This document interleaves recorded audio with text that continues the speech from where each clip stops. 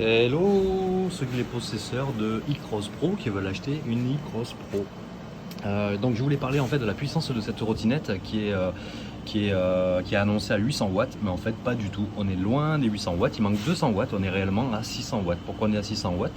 Tout simplement parce que la batterie, c'est une batterie à l'intérieur, j'ai déjà ouvert et regardé les cellules, etc. On est à 48 volts, ok, en nominal, chargé, on sera à 54 volts. Bon, on prend le nominal. Donc, et c'est une batterie de 12,5 ampères. Donc si je fais 48 P égale 8, donc 48 fois 12,5, ça fait 600 watts. C'est-à-dire que la batterie peut délivrer que 600 watts. Certes, le moteur, lui, supporte 800 watts. Mais en réalité, il faudrait avoir une batterie de 800 watts pour alimenter le moteur en 800 watts. Mais il n'y aurait plus de marge.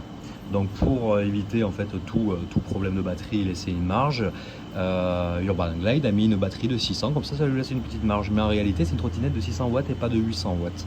Et elle est vendue comme 800 watts, un petit peu comme les amplis audio qu'on nous ment avec 1200 watts chinois. Et en fait quand on regarde il n'y a pas du tout de 1200 watts, c'est pas du 1200 watts RMS, ça c'est un petit peu la même chose.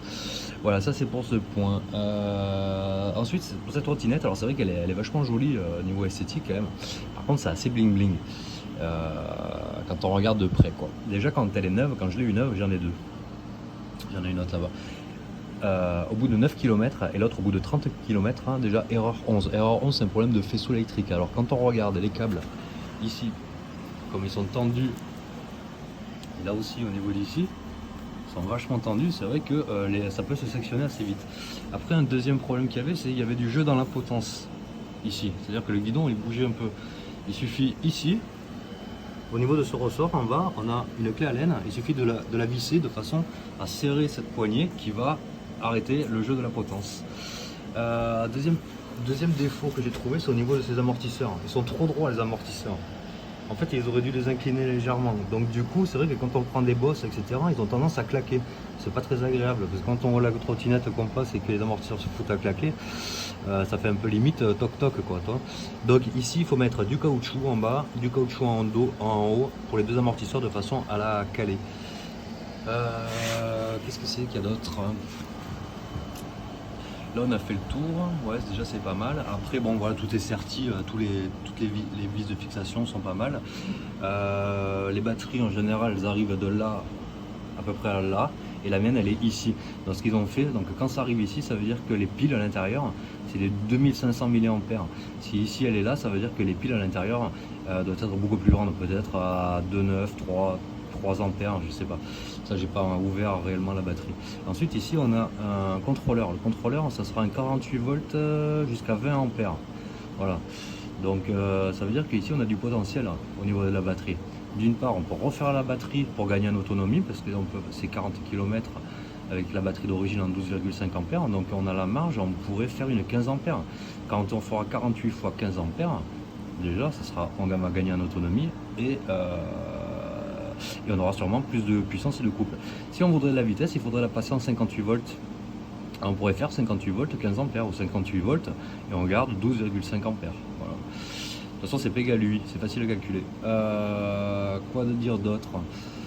Sinon dans l'ensemble franchement c'est pas trop mal hein, quand même. Hein. Esthétiquement elle est jolie et quand on la voit les gens ils me disent putain ça monte vite, ça va à 70 km/h. Ben non, ça fait un peu, je vous déconseille de la faire de toute façon de dépasser les 45 km/h avec cette trottinette. Hein. Moi je me sentirais pas en sécurité. D'ailleurs ce que j'ai fait c'est que j'ai commandé, parce que j'ai trouvé que les freins sur cette trottinette c'est vraiment des freins mais alors bas de gamme, on pouvait pas faire plus nul. C'est à dire que quand on freine, on sent que ça freine en saccadé. Voyez, donc là j'ai commandé des freins hydrauliques, voilà, donc je vais démonter ça et je vais passer mes freins hydrauliques comme sur un VTT, exactement la même chose, et ça va être beaucoup plus souple en freinage, parce que c'est vrai que j'ai tendance, en plus je suis assez grand, donc j'ai tendance à quand je freine, j'ai toujours peur de passer par dessus quoi. Voilà, même si c'est pas le cas même. Voilà pour cette vidéo. Si je rajoutais ça aussi, parce que ça frotte en permanence sur le garde-boue. Voilà, je ferai une autre vidéo le jour où je vais refaire ma batterie en 58 volts en 12,5 ampères, c'est juste pour gagner un peu de kilométrage. Je vais gagner 8 km. Parce que ce que je me suis aperçu, c'est que c'est vrai que c'est chiant sur les batteries. Alors il y a deux solutions. Soit on fait une batterie avec plus d'ampérage, comme Parce que quand on roule, je ne sais pas si vous êtes déjà aperçu, si vous avez une trottinette, quand la batterie est chargée à 54 volts, d'accord, on va par exemple à 25 km/h. Et quand la batterie arrive quasiment déchargée, on a perdu quasiment 8 km/h. Donc ce qui serait intéressant, c'est d'avoir une vitesse toujours constante. Donc soit on augmente l'ampérage de la batterie et on gardera une vitesse constante, ou soit alors ce qu'on peut faire, c'est augmenter la vitesse. Et pour augmenter la vitesse, il faut augmenter la tension. Donc c'est-à-dire, j'ai calculé, il ne faut pas trop être gourmand pour pas tout changer non plus. Je pense qu'en 54 volts nominal, donc 58 volts chargés, on va gagner 8 km/h. Voilà. En gros, quand la batterie sera déchargée, on sera toujours à peu près dans les mêmes vitesses. Voilà. Ça sera pour une prochaine vidéo. Voilà, merci de m'avoir écouté.